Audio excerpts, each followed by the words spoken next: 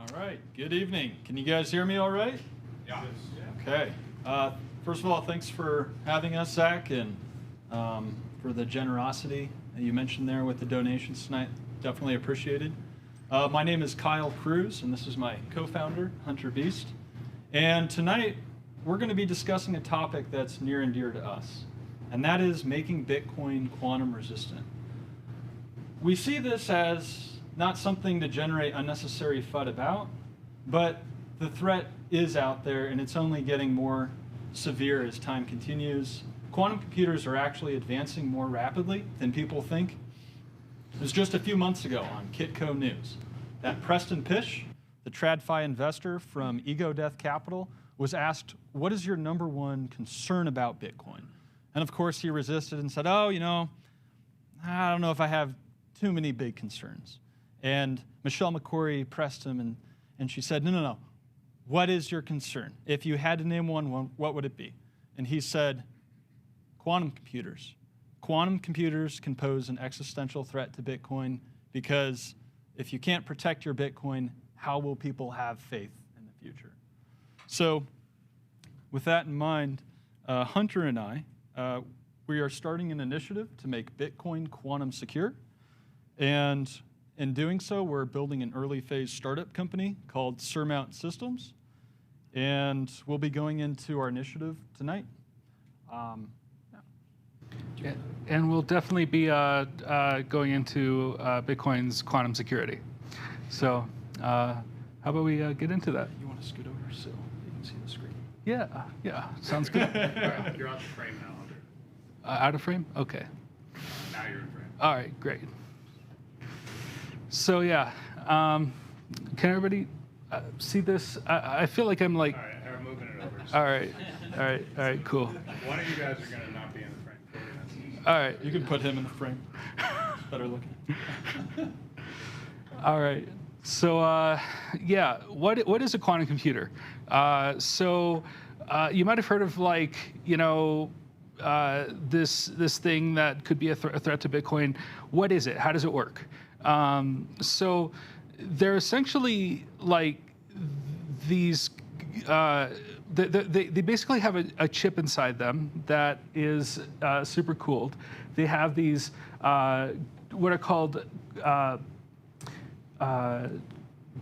dilution refrigerators, and they have multiple levels of cooling, and they need to cool these chips down to superconducting temperatures so that they are isolated from noise and electromagnetic interference and vibrations and thermal interference. And so that way you can actually get access to the sort of quantum behavior that you find on the atomic level. Like you get access to the randomness of the universe, basically, by doing this isolation process.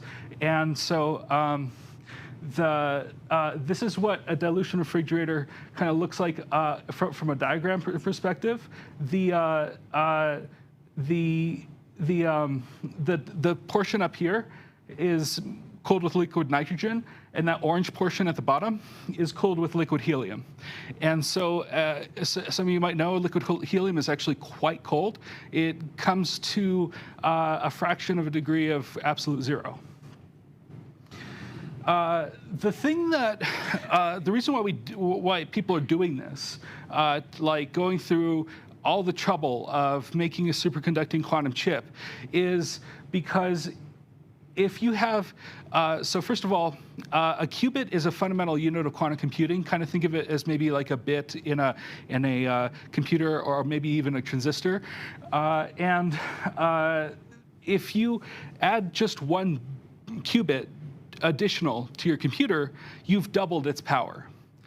And that's a huge way to it can optimize certain problems that are way beyond the realm of what our current classical computers are capable of solving.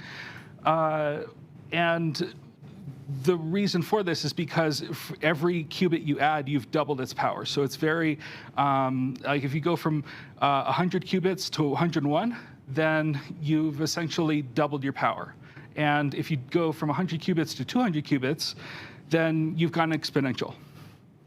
Yeah, and one of the differences between classical computing and quantum computing is that in classical, you either have a 0 or a 1 for that bit. But with quantum computing, you're not really a 0 or a 1. You might be 70% a 1 and 30% a 0. So this is where the superposition principle comes into play. And if you think it's strange, it is. Albert Einstein himself, who discovered general relativity, quantum computing or quantum in general was something that kind of baffled him because he's known for saying God does not roll dice. And that's kind of what's happening. So how does quantum computing pose a risk to Bitcoin? So we've essentially got two major operations in that Bitcoin uses in its security model. One is mining, and the other is signatures. And we'll first go into mining. So the thing about mining is we use a hash algorithm called SHA-256, and Bitcoin miners run it twice over, and they essentially count the number of leading zeros are in that hash based on the hash of the prior block. And so if you can find, say, a number that goes into that hash more efficiently than ASIC miners can today, then you can sort of outcompete other Bitcoin miners. And in doing so, you'll have essentially changed the rules of the game, and all the Bitcoin miners will have to upgrade from, ASICs to dilution refrigerators or something. And so Rob once told me, you're going to make our lives a whole lot more complicated. And so the way that's done on an algorithmic level, there's an algorithm called Grover's algorithm that is an optimization algorithm that can then essentially find that pre-image in a more efficient way than classical computers are capable of solving.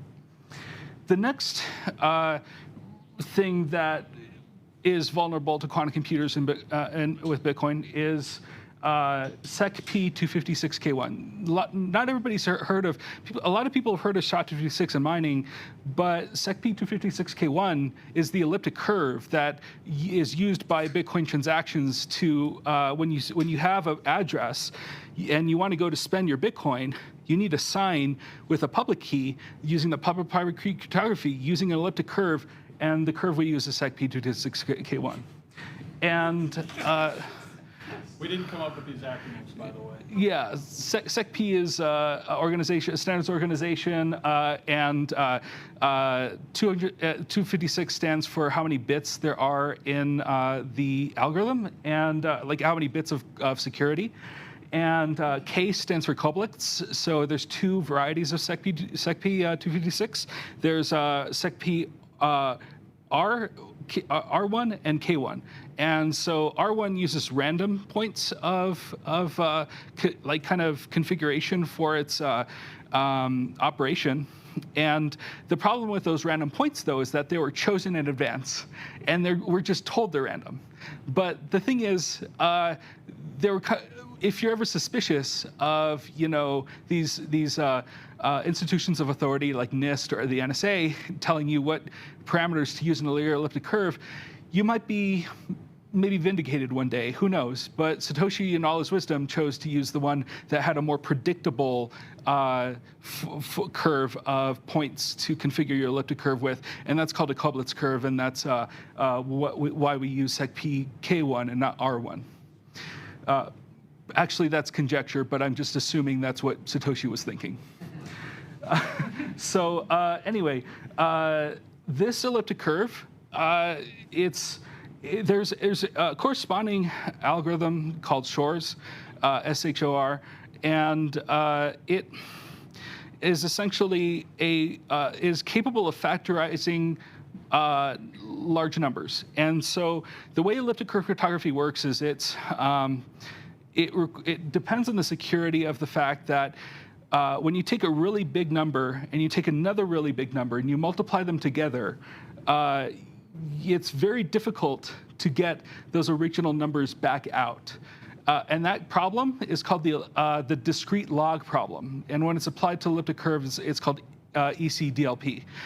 And you need a variant of Shor's algorithm to decrypt these big numbers, but it is deemed a potential threat to Bitcoin's capability of signing for coins. Yeah, and it's this variant of Shor's algorithm that has to be run on a quantum computer to be able to crack this address. And you've probably heard on a lot of podcasts that, oh, Bitcoin is secured by SHA-256. Well, they're partially right. For mining it is. But for your keys at rest that you're praying do not get stolen, those are secured by SecP 256K1. So, of the Bitcoin that's been currently mined to date, just looking across the landscape, about 80% of said Bitcoin is quantum safe. And this is Bitcoin in P2PKH and P2WPKH addresses. And 20% is vulnerable. And these are address types that are P2PK that Zach alluded to earlier. Satoshi's coins were of the P2PK type. And it also includes reused addresses. So even if you have a P2PKH address, the moment you spend from it, you've exposed the public key, and that's what's needed to start a quantum attack. So if you're worried about, if you're a whale out here and you have 1,000 Bitcoin, make sure it's stored, if not in multiple addresses, at least one that does not have a reused address. Just wanted to ask really quick: is that same thing true for like a P2WSH? And is the same thing where they're going to be spends from the script? That script is completely revealed in the same way? So if it's just, if it ends with an H, let's just assume that it's going to be more secure at rest than if it doesn't end with an H. I think that's a good rule of thumb. But if you spend from that type of address, like a P2WSH multisig, does that become vulnerable the first time after you've spent from that? Only if you reuse the addresses from that descriptor. That address, not the wallet itself. Correct. Okay. Thank you. Yeah. Not a question, just I know a lot of people want to watch your guys' presentation, so maybe repeat the question into the mic. Sure. Yeah. Well, we're also going to go over this, but yeah, good point. Yeah, we'll have a Q&A session at the end, but yeah, thanks for the question. It's a good question.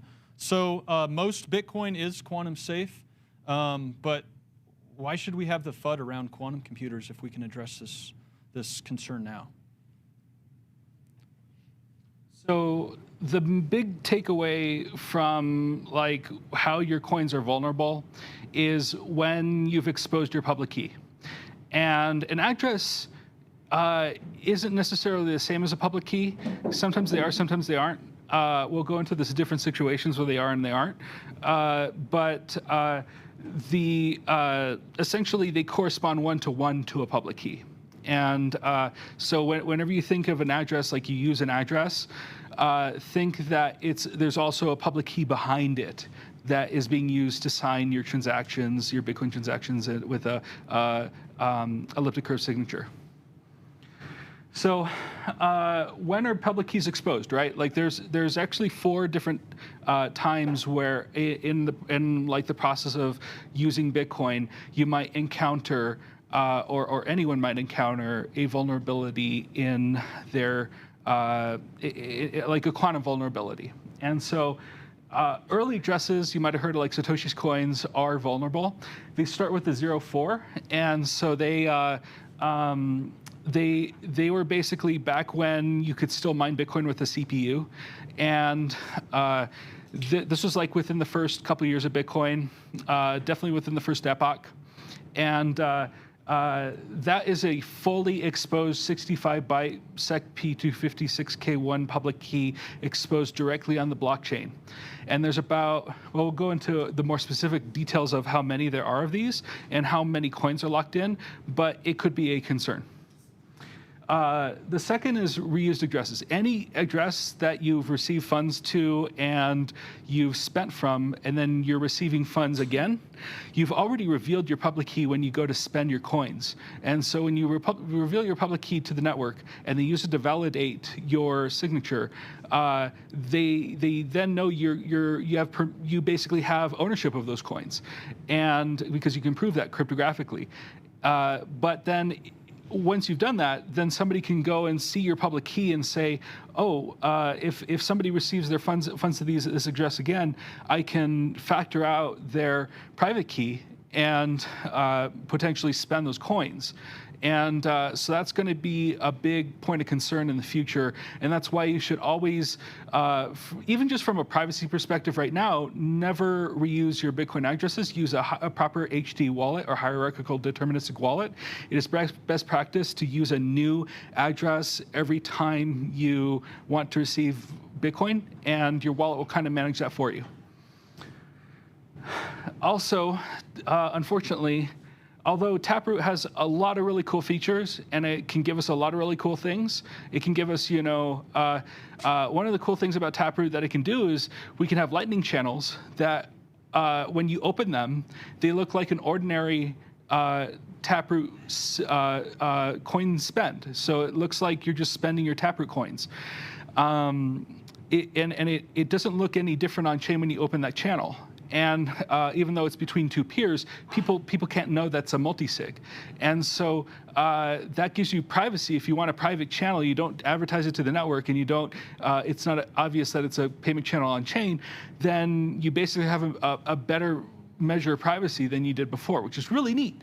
But the problem is, Taproot addresses, they use Schnorr signatures, which are a variant of like a different way to use SecP256K1 than we ordinarily do, which is what we use with pay-to-witness public key hash addresses. They use ECDSA. We'll go into that in a bit. But basically, Taproot addresses, they encode a shortened version of your public key. It's called an X-only public key, and it's only 32 bytes long, whereas the original Satoshi coins were 65 bytes long. And you would think that by omitting, half the key or more than half the key, you've made yourself at least slightly better, more secure. I have it on good authority, though, that it really does nothing. You can reconstruct the entire public key from a Taproot address, and that is already encoded in clear on chain. So when you receive a payment to a Taproot address that starts with BC1P, then you've already revealed your public key. And finally, mempool transactions. Anything in the mempool that you spent your public key and it's out there, any address type will be exposed. One potential way to mitigate against this is to take your transaction to a private mempool. And so you can take your transaction directly to miners, and they can potentially, hopefully, keep your address from your public key from being seen by everyone. But that said, you're now trusting the miner and the mining pool and all the miners that they have. So that's a consideration for maybe some point in the future. And all the mempool transactions are vulnerable except for BC1R. Yeah. Yeah. And so how did we arrive on BC1R? Exactly. That is a great point. We did arrive at BC1R for the quantum-resistant address format that we'd like to present today. And so we have a convenient chart for you here. 04, 65 bytes long. They're 130 characters long. They're a very long string. That's P2PK, or pay to public key. If it starts with a 1, that's pay to public key hash. And those are kind of like the majority of addresses from like 2011 to 2019, 2018 or so. And so after 2017, we came up with a thing called SegWit. You might have heard of it. And we won't go into that or all the things that went into that because that was a lot, but to say the least. But basically, we came up with a new address format called pay-to-witness public key hash. And the witness, the W stands for witness. That basically means that you have this separate space where you keep data on chain, and it gets a discount. It gets a 4x discount per byte for byte. So you can write more bytes to the witness and pay the same amount. And that's why inscriptions got really popular, is because they're cheaper to put more data into the chain, time chain, for better or worse. And 1 second, go back. And yeah, we use this chart on the right. This is like almost like a lookup table, but it's the encoding for what's called BECH32. But BCH32 is the encoding used by SegWit addresses and Taproot addresses and pretty much all the addresses from here on out, hopefully.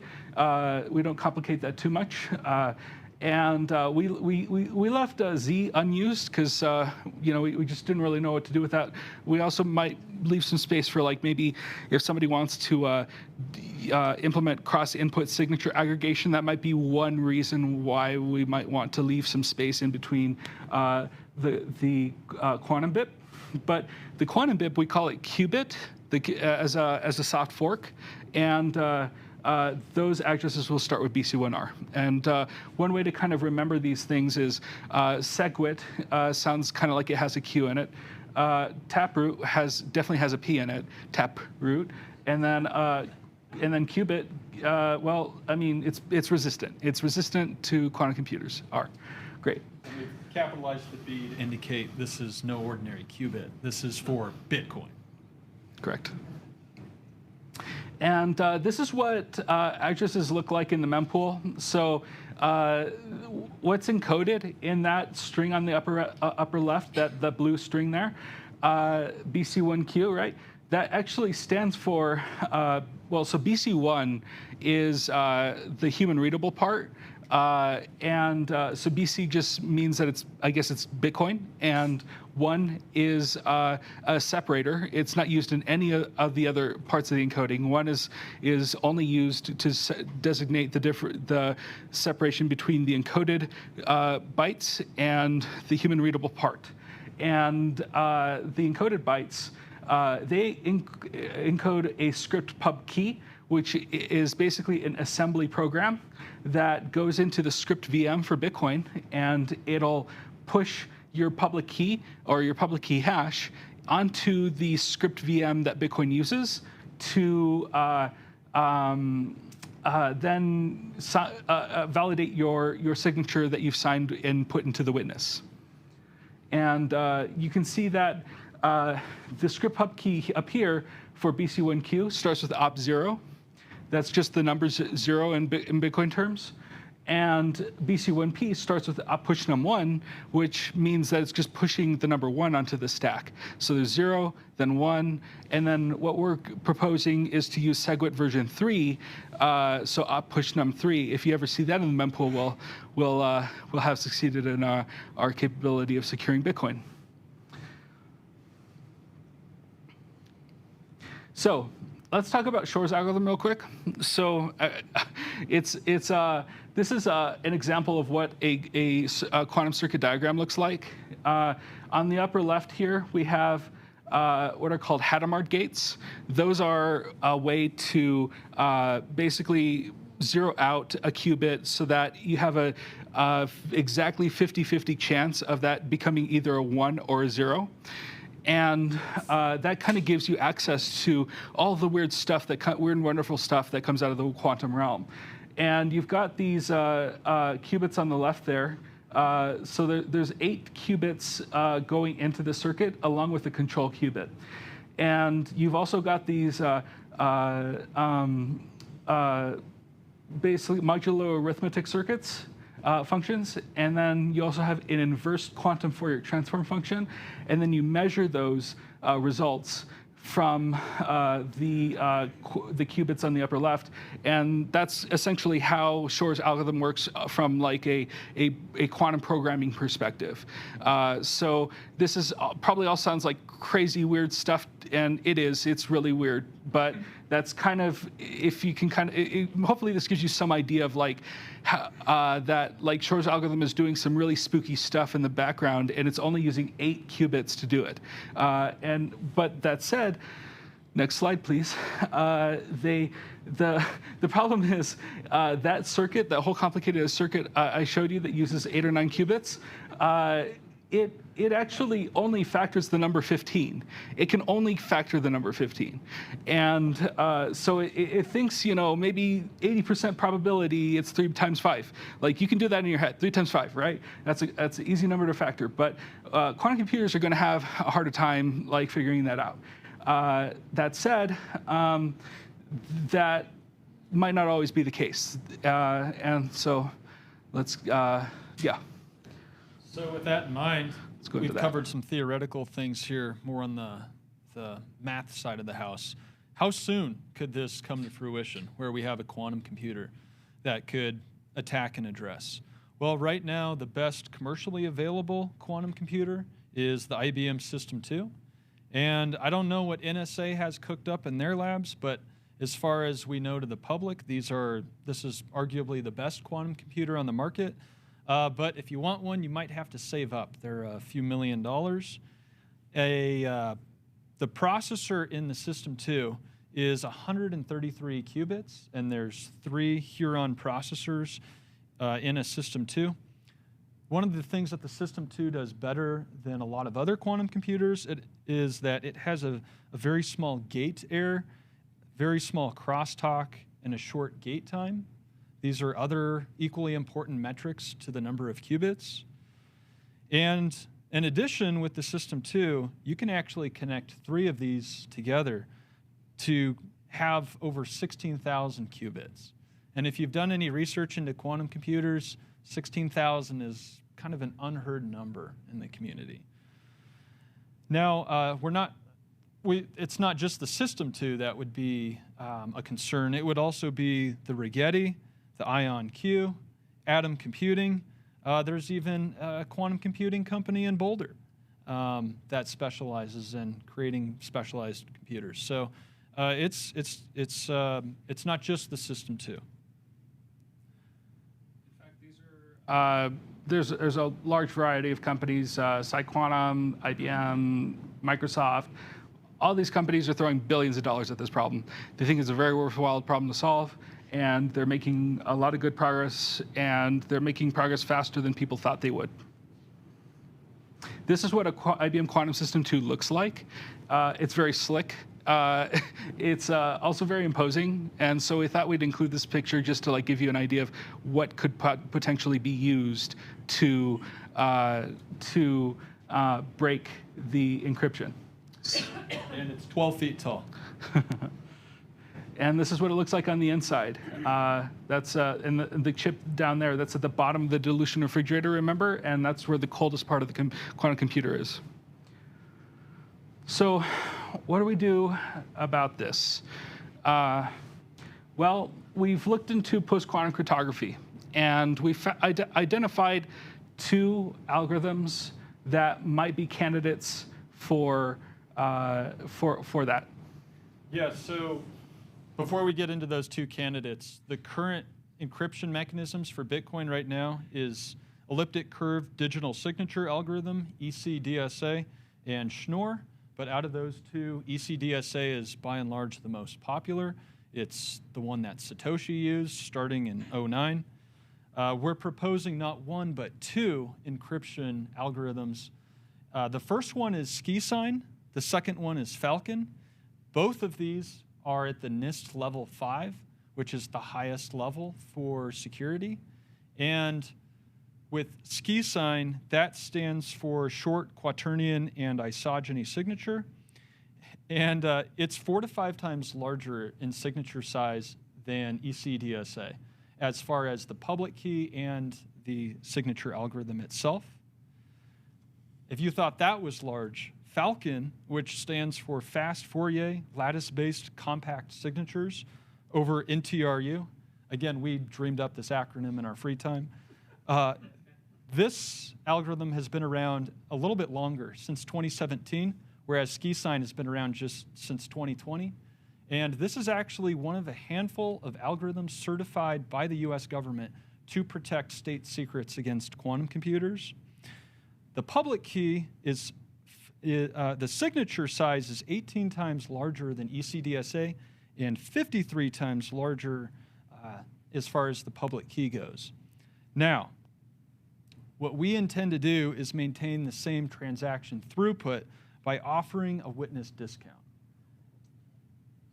So in order for us to maintain the transaction velocity, bandwidth, throughput, whatever you want to call it, TPS, some people call it, we will likely need to have like another SegWit situation, right, where we go from 4x discount to another 4x discount, which seems like a lot, but I think it was SanDisk the other day mentioned that they have a 4 terabyte SD card now, so that's always improving, and so we're hoping that node runners won't be left out with just a 4x, modest 4x increase. And the reason we have two mechanisms as well is because of feedback from the Bitcoin devs mailing list. They didn't want us to be pigeonholed to just one option. So there's two. So if SkiSign doesn't live up to being quantum secure like it has so far, Falcon is kind of the gold standard as far as quantum resistance. And SkiSign, though, because it's so much cheaper to use, we like to think it's, we'd like to include it just for the plebs, you know, just like people who might use Bitcoin for ordinary spending. And you might use smaller values in that. Whereas like with Falcon, if you have a big stack you want to protect, you might use Falcon. And in fact, you might even combine Falcon with SkiSign and also Schnorr signatures. This is called hybrid quantum cryptography. And hybrid cryptography basically combines classical algorithms with quantum algorithms. And this is just in case there is a vulnerability found in Falcon or SkiSign. You can still fall back to what ordinarily secures your Bitcoin transactions. But wait, there's more. You're not getting one BIP out of this. It'll be a series of BIPs.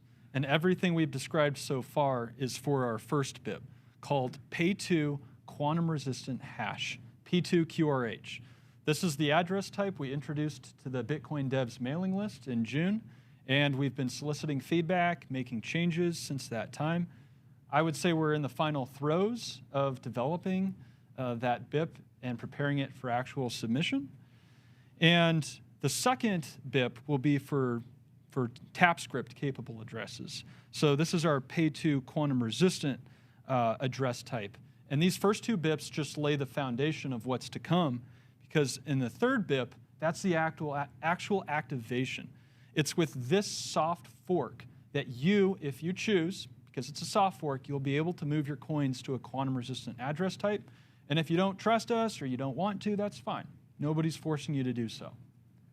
The last BIP, number 4, that is a decade off. That is what we're calling the Pay2 quantum secure address format. And you actually need a quantum computer to even know what that encryption mechanism would be. So this final BIP will be truly secure against quantum attack, whereas the P2QRH address type, it's highly resistant to quantum computers. So it's almost impossible, but there is still a very small chance out there. And the way it's been theorized for that mechanism to work is there will essentially be these quantum tokens, quantum signatures that you're capable of signing a transaction with. And once they're used, they can't be reused. Which is a very interesting property of quantum computing. You can actually prove that data has been deleted. You can prove that data has been intercepted. Quantum communication is actually really neat. But the key point there is that the signature algorithm will be using public keys that can be verified classically. It's just that you're signing them using quantum tokens or quantum signatures. So the key takeaway here, if you remember only one thing, we want to be a soft fork. No side chains, no hard forks. This is truly opt-in. And here's the sort of introduction to the BIP. We won't make you read it, but it would be cool if you read it. We have a QR code at the end of the presentation, which you'll be able to scan and get it. But basically, yeah, we worked pretty hard on making this BIP here. A BIP is a Bitcoin improvement proposal, for those who don't know. And it's a process where we all kind of get together, put our heads together, and think of how should Bitcoin be changed. And so oftentimes these are very like controversial, political things like that, and that's always going to how it's going to be. Bitcoiners are difficult cats to herd, but we're pretty hopeful that people will see the value in our contribution and want to support it and make it better. The ideas that we've outlined today, like these decisions that we made for P2QRH, they aren't set in stone. We absolutely value feedback and suggestions for how we might improve our proposal. But the ideas that we've explained so far about P2QRH, about P2QS, the different signature sizes, things like that, they're all covered in the BIP, and I do highly recommend looking into it if you have the time.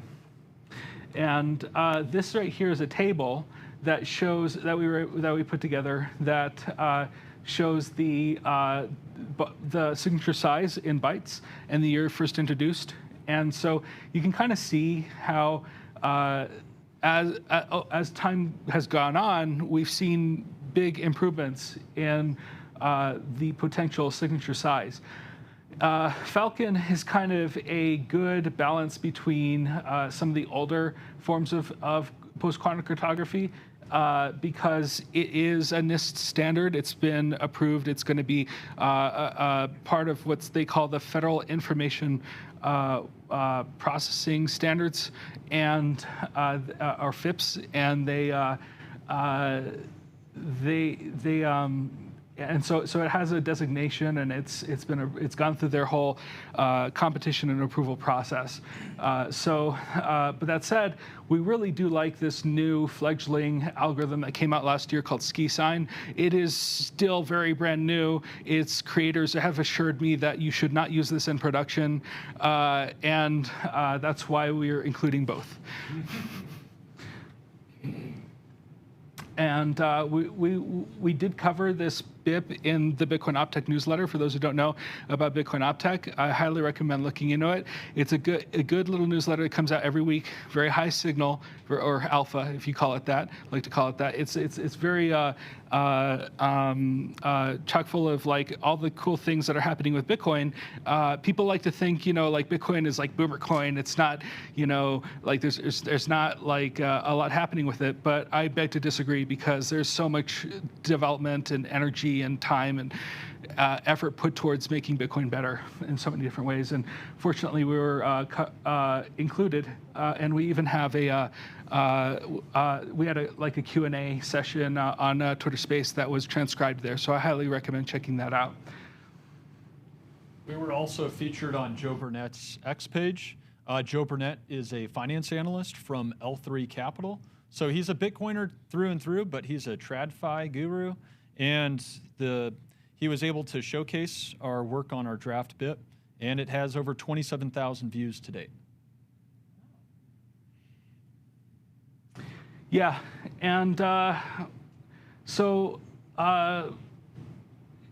let's talk about the potential for quantum emergency, because this is kind of like the whole reason why we're going through all this effort to secure Bitcoin. We're in this upper left portion here, preparation, design of implementation. Hopefully we'll be heading soon into proposal and consensus. and then there's going to have to be a migration of coins because it is a soft fork. Not everybody's going to be like included in the new, it won't be like an automatic upgrade. Everybody's going to have to move their coins essentially to a quantum resistant address format for this. So there's going to be basically a big transition period, and that's one reason why we wanted to increase the witness discount is because that would help minimize the impact of this transition. And in particular, we've also only proposed increasing the witness discount for quantum signatures. And so we've done our best to describe in the BIP ways we think that this is a more abuse-resistant way of treating quantum signatures and reducing their size, or at least their cost. Maybe not their size, but their cost. And so that will then help Bitcoin scale to support these larger signature sizes. And I was just going to say one thing. Mm-hmm. Quantum emergency isn't a phrase that we coined. It was actually used by Vitalik Buterin of Ethereum earlier this year. He announced his plans for making Ethereum quantum resistant. Guess what it entails? A hard fork. Because it's proof of stake, just create a hard fork like that. Doesn't pass the true money test, but why should Bitcoin be lagging behind? Can't we also be prepared? Well, I'll tell you who is trying their hardest to be prepared is the federal government. And they have this whole timeline for the Commercial National Security Algorithm Suite 2.0. And they expect to have major progress by the year 2030. And 2033 is when they expect to conclude the transition between software, browsers, networking, operating systems, equipment, and of all kinds of different kinds, and of course, like just all sorts of stuff. So they're hoping to be all transitioned by the year 2033. If it gives you kind of any time frame mentally where the government will be secure. And so it's up to the Bitcoin community if we want to be as secure as the federal government. And it's up to the Bitcoin community when we want to be that secure. So Gabriel was an archangel in the Bible, in the Old Testament, book of Daniel. And he provided a prophecy to Daniel that foretold the fall of Babylon, the fall of Rome, and also of the end times, which haven't happened yet. And we thought it was fitting to name an algorithm similarly.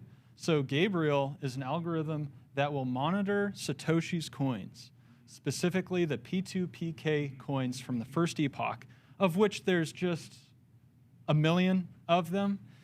And we're calling these coins Satoshi Shield because it's a buffer against quantum attack of your keys. So if your keys are less than 50 Bitcoin in your address, it would be more appetizing to go after these keys first. So what this algorithm will do is it will alert us, and we can tip the Bitcoin community the moment we see movement in any of those coins. Yeah, and these are the results of the first epoch that I've run the Gabriel indexer over. We didn't have time to run the full program over all 860,000 blocks, but this is as far as we got, almost 260,000. It's still running, so we'll have a more complete graph, and we'll post that on Twitter. But basically what you can see here is that, so this is the total number of P2P coins that came into existence. You can see that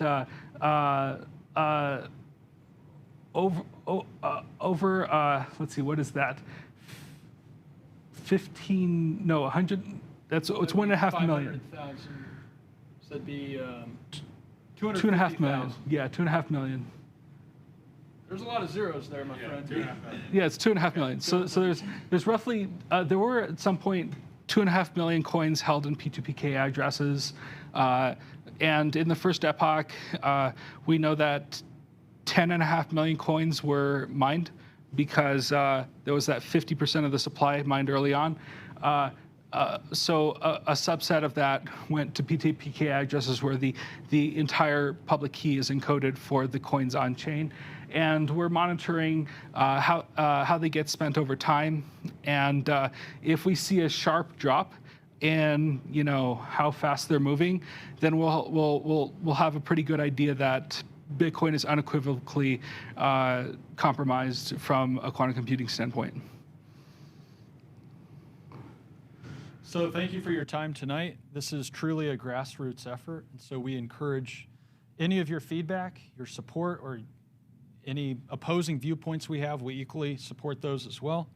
We believe that it's better to be too early for quantum protection because quantum advancements are happening rapidly.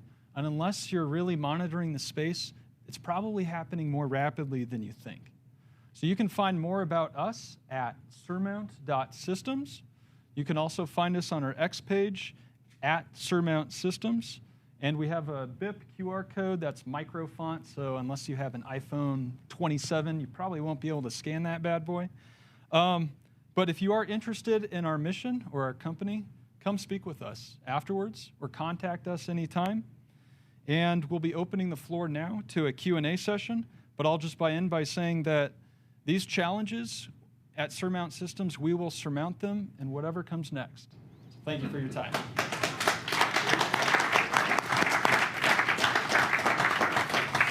So for questions, Yep.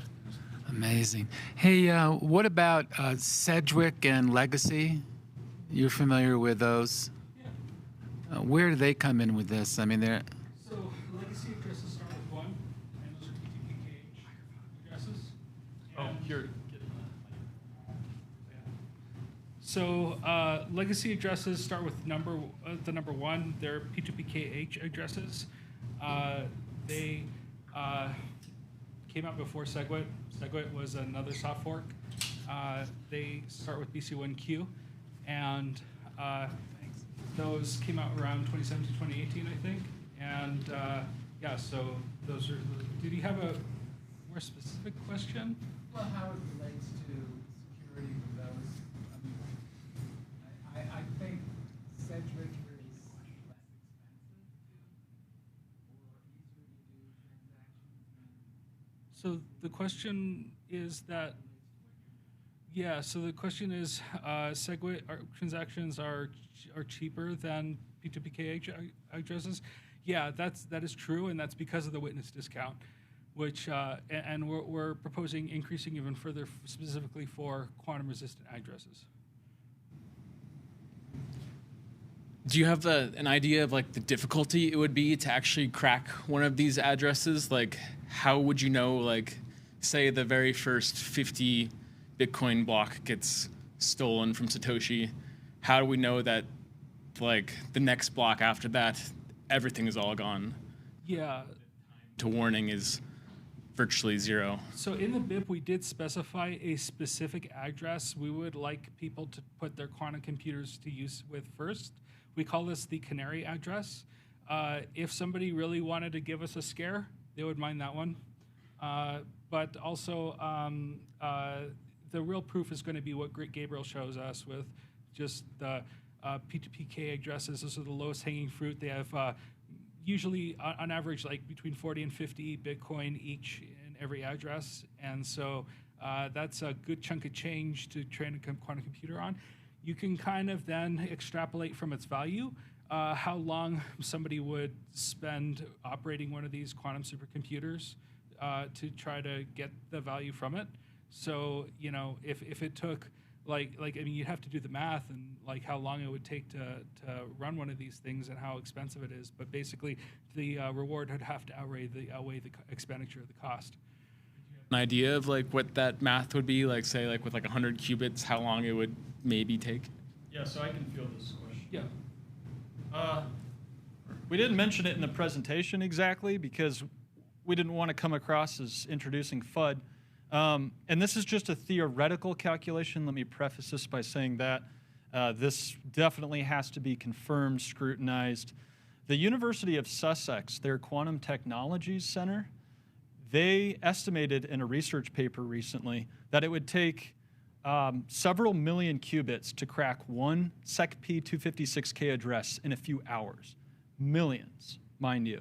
Now, if you extrapolate this out to say what a System 2 has, a System 2 has roughly 400 qubits.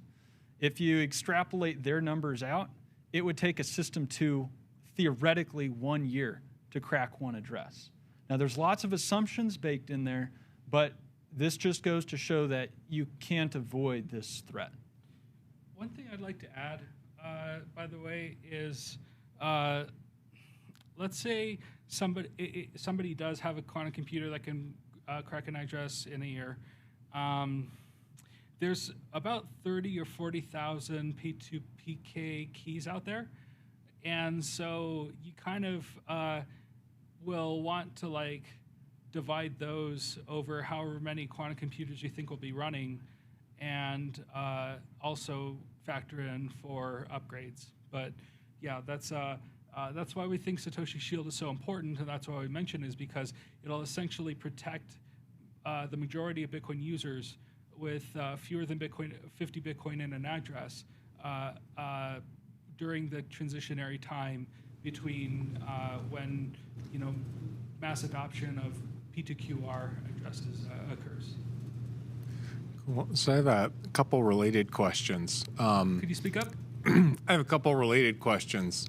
So I'm wondering, the closest related ones are, would you be able to distinguish a legitimate use of a signature versus something that was sussed out by a quantum computer? And I think the answer is no. You're correct. Right? The answer is no after a certain point, yeah. Yeah, so I couldn't plausibly prove to you without like actually showing some evidence that like I ran a quantum computer to like find this thing out. So I guess that's the part two of the question is, could I prove to you that I actually ran the quantum calculation? I didn't just find a key. Is that possible? Yeah. Yeah, so if I understand your question correctly, it's how do you prove that we didn't just falsify the results where we say we lost our private key, but we didn't. And we had this big computer we called the quantum computer, and oh, look, we recovered the key. You would really have to go after one of Satoshi's addresses to prove that you actually recovered what you said. Right. So it seems then like the conclusion would be you could prove it if we think an unspendable or lost coin was spent, right? That might be at least plausible evidence that correct. we've Yeah. cracked. Okay. Yeah. A P2PK address type from the first epoch would be the Makes best. sense. Yeah. So then the last thing, and I'll pass it off, is if we can prove this, like, hey, keys are being cracked for sure, we know it, and this becomes like a crisis moment. You're proposing a soft fork, but what do you think about like that all these keys are being swept? What is the Bitcoin community going to think about, like, should we do something like Ethereum did with the DAO, that quantum computing has destroyed Bitcoin's premise? Do we like figure out something to do with a hard fork? I think that there are going to be Bitcoiners who will never call a hard fork of Bitcoin. And I have to say I'm one of them. And so call me a diehard Bitcoin maxi, but like things happen the way they happen.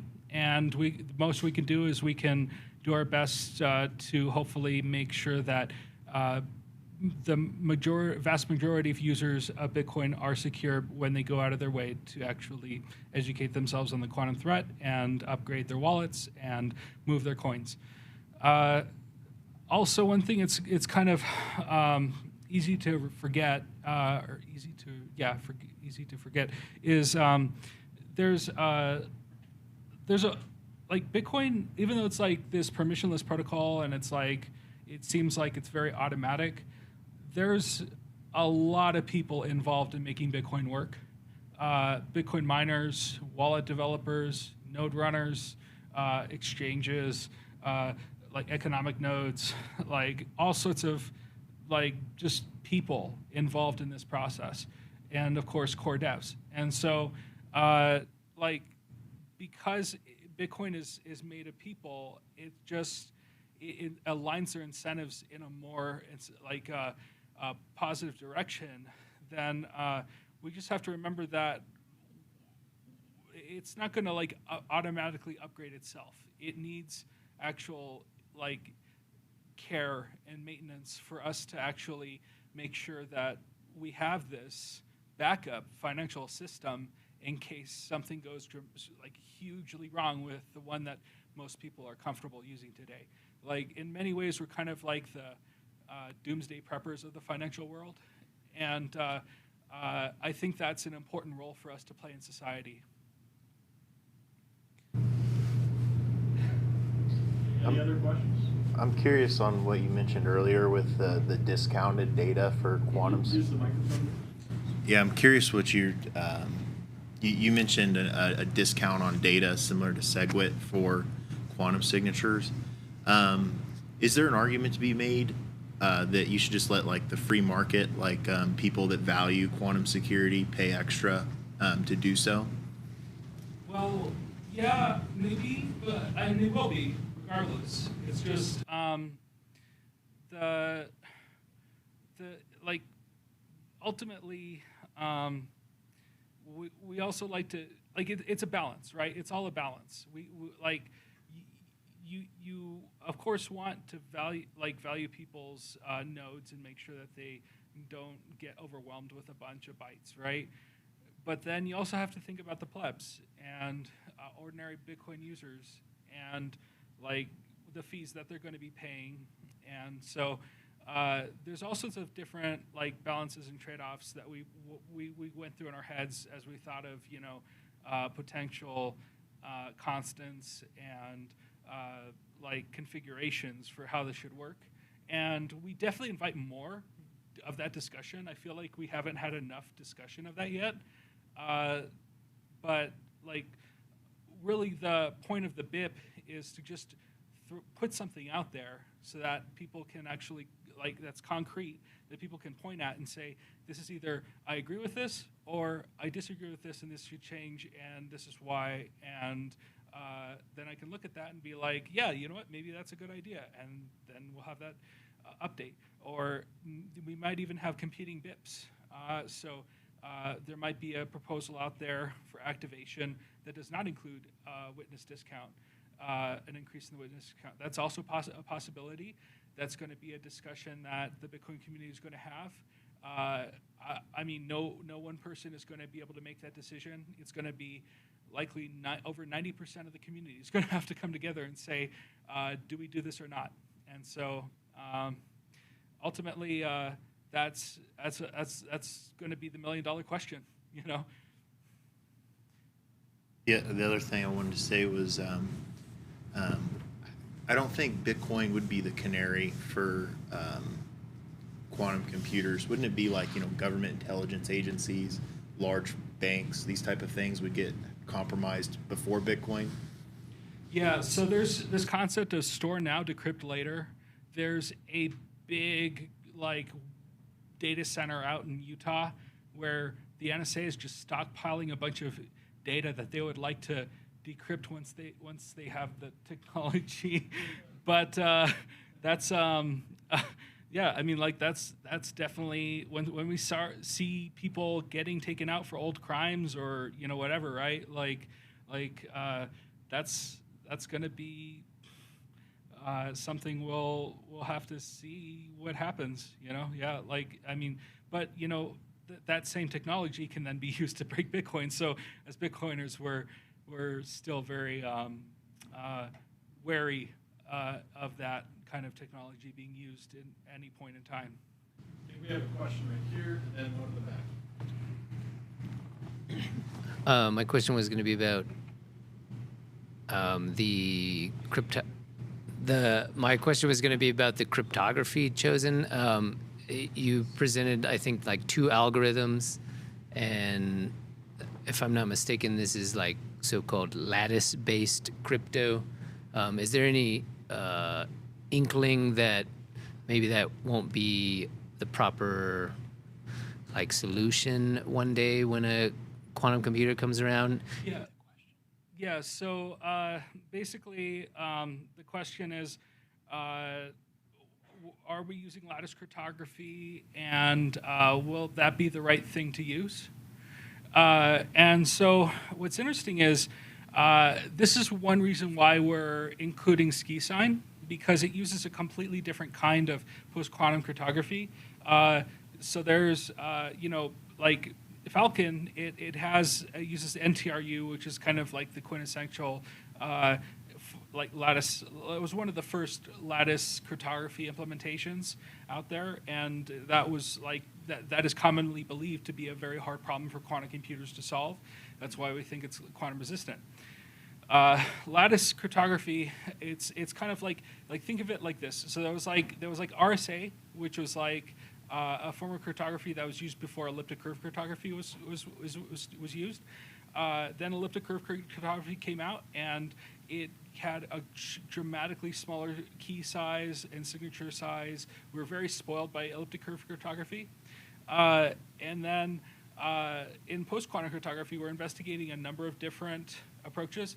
Some of them are hash-based, like Lampert signatures. There's also, of course, lattice cryptography, which is kind of like the gold standard we think is resistant. But then SkiSign, it uses a completely different mechanism called isogenies. And isogenies are basically like if you were to have multiple dimensions of elliptic curves, and so like more elliptic curves upon elliptic curves. And so these isogeny fields are kind of considered to be even harder problems for quantum computers to solve. And hopefully, by including at least two, and maybe there'll even be more, but like two different algorithms in addition to the classical ones, Shor and ECDSA, right? Ideally, by including all this different cryptography for like the highest value transactions, we'll have the maximum amount of security when those transactions are spent. And remember the BC1Q is only really needed like super necessary. It's the only improvement it gives us is you can spend it safely in the mempool, and then once your transaction is mined, it's a quantum resistant hash, and so it's a hash of the public key. And because you're paying to another hash of the public key, then not the actual public key, then you basically you're more secure with the coins at rest, essentially. Oh yeah, what is some of the best feedback you've gotten on the BIP? What is some of the best feedback I've gotten? What is some of the best feedback I've gotten on this proposal? Some of the best feedback I've gotten is from the Bitcoin devs mailing list. There's an individual. His name is Antoine Riard, and we've been going back and forth in very serious ways on this. There's another guy, Pierre. I talked to him on Twitter a lot about this. There's another guy, Tippy. There's a number of different people who I've been just consulting with on various parts of this BIP, and of course Kyle here. He's definitely given me good guidance throughout the entire process. Yep, go ahead. About what you're doing, and it's super preliminary, and we get to see the bones of everything, which I really like. And I like the fact that you're kind of the early people that are starting to surface the potential problems should we have a fire in the theater moment. What I'm curious about, and you may not even be this far because you may be kind of down the technical rabbit hole, is at some point in time you will have to express this in a concise form in meme format to somebody who's going to have to update their node. And to be able to do that, it's what I'm kind of taking away from what you guys are articulating, right, was actually most interesting when you hit the end, because it was something that didn't require a BIP, Satoshi Shield.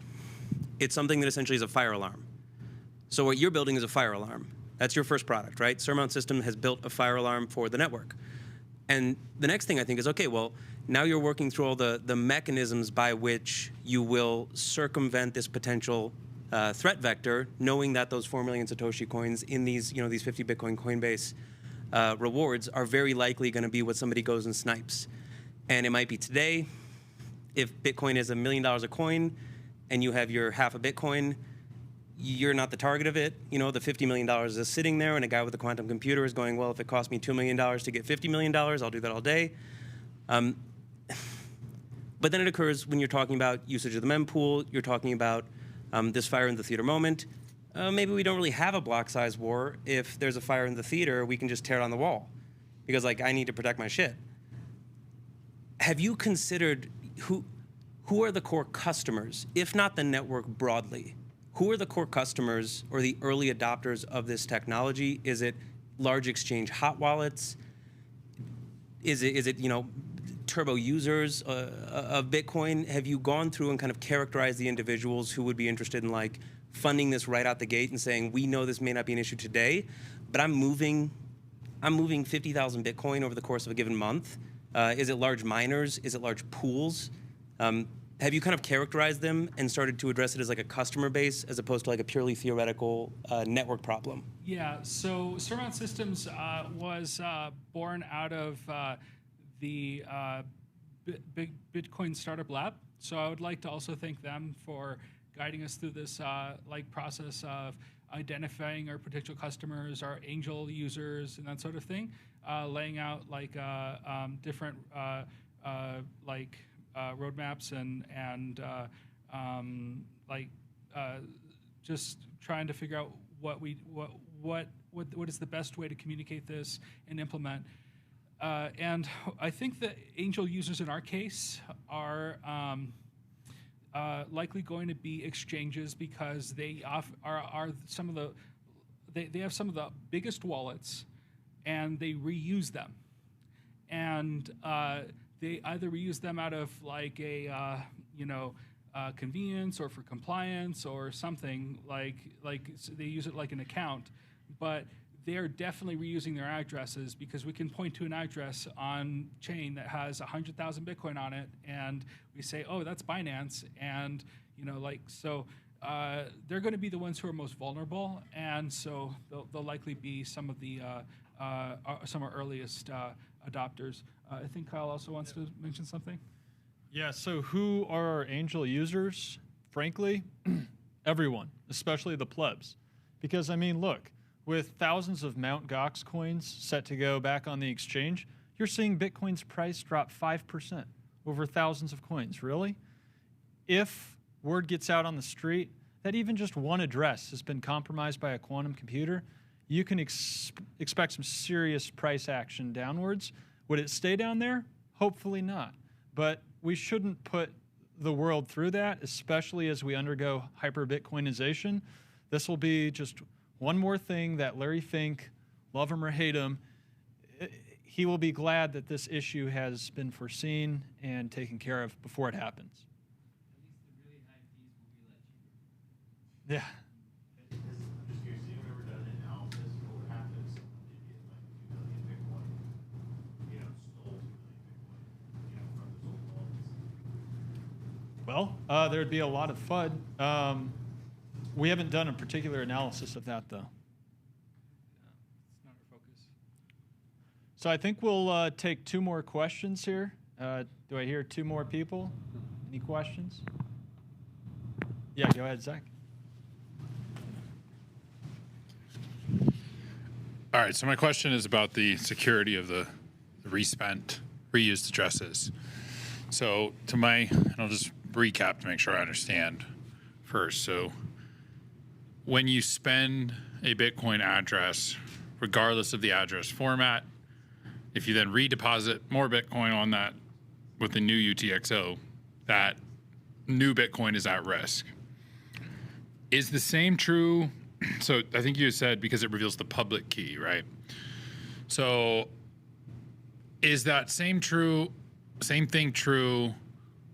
Is it the individual address's public key that's revealed, or the wallet's extended public key that's used in the output descriptor? So My question is really coming from like, if you spend from one multi-sig address, the rest of your addresses that haven't been spent from, those are not vulnerable, right? It's the individual address's public key that's compromised. So the thing to think about a public key and an address is they essentially have a one-to-one relationship. And an extended public key is how addresses are derived. And so you get multiple addresses via its address index, and whether it's a change or receive address. And this is how BIP32 HD or hierarchical deterministic wallets work. They will essentially take a seed, like from a mnemonic, and they will take this seed number, which is a very large number, hopefully, and has lots of high entropy, hopefully, and then it will derive child addresses from those from that initial entropy based on how many addresses you want and how long you've been using your wallet and that sort of thing.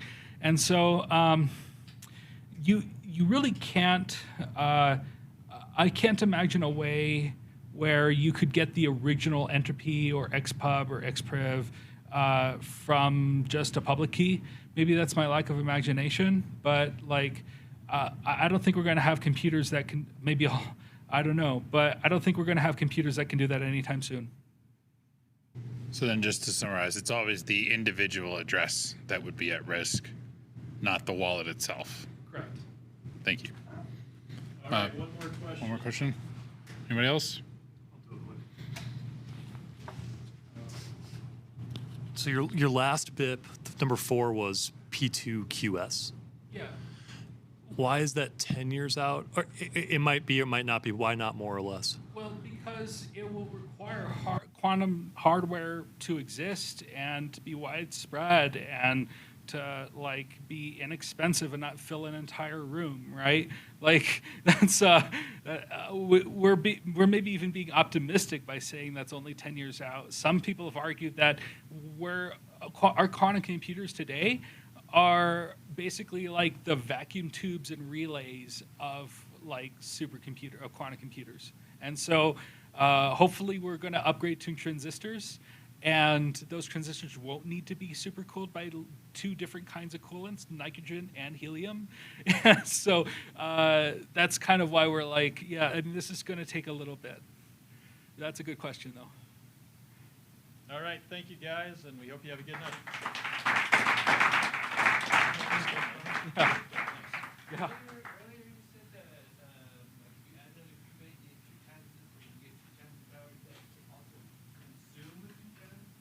No, it doesn't.